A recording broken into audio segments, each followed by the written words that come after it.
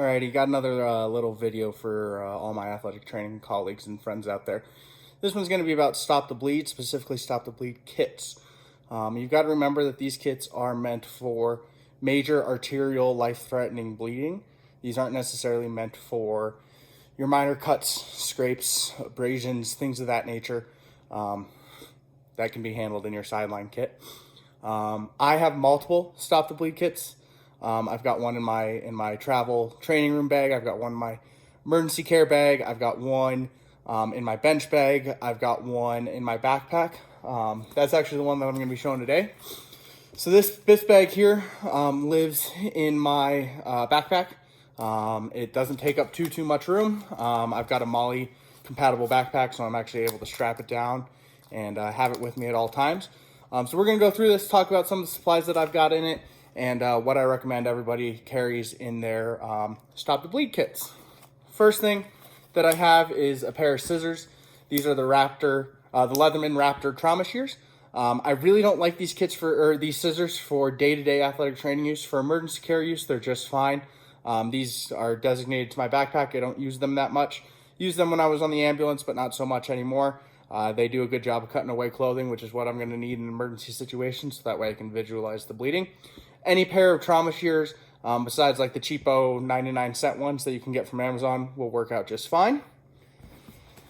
Next, and I think most importantly, is going to be a tourniquet.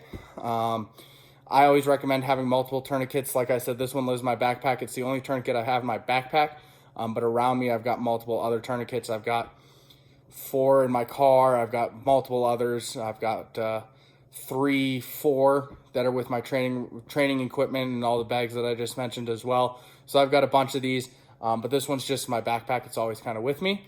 I always make sure that my tourniquets are staged, which I'll make another video showing how to properly stage your tourniquets. This one's on the outside, very clearly marked and labeled. That way it's easy to get to.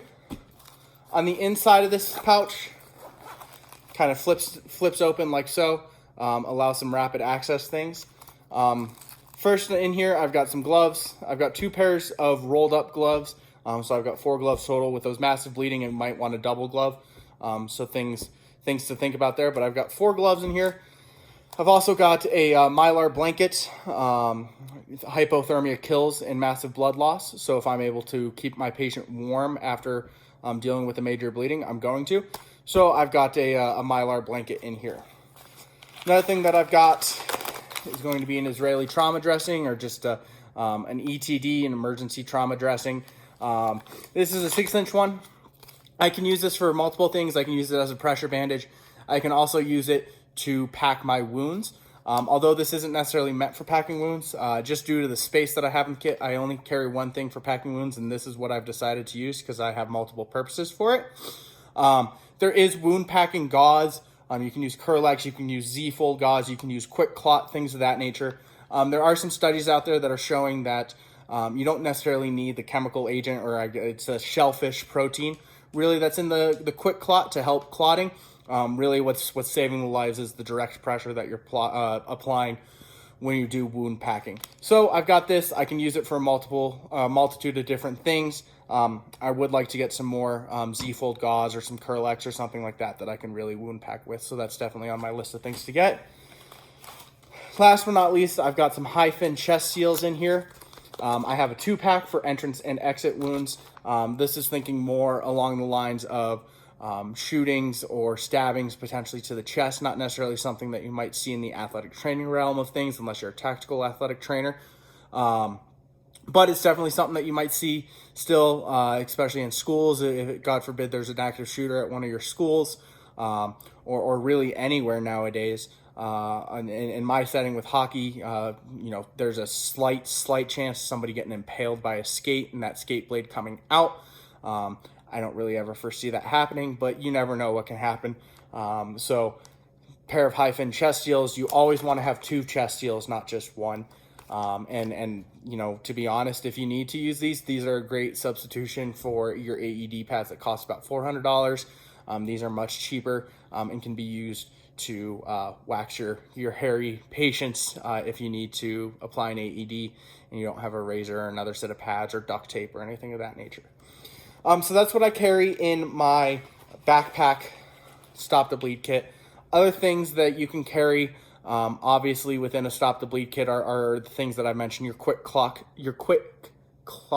gauze, your combat gauze, whatever you want to call it. Those have a shellfish protein in them that help promote clotting, and you wound pack with them. I recommend actually getting the rolled type gauze. They create a pad as well, kind of like a 4x4 pad. Don't recommend that as much, but it's definitely something to have. You can have multiple trauma dressings, things of that nature. So I always recommend that you carry Stop the Bleed kits. If you haven't already taken the Stop the Bleed training course, I plan on putting together an online Stop the Bleed training course. I can't necessarily certify you in Stop the Bleeding with an online course, but at least I can get you the information. So yeah, if you have any questions, feel free to reach out, and be happy to discuss it some more with you.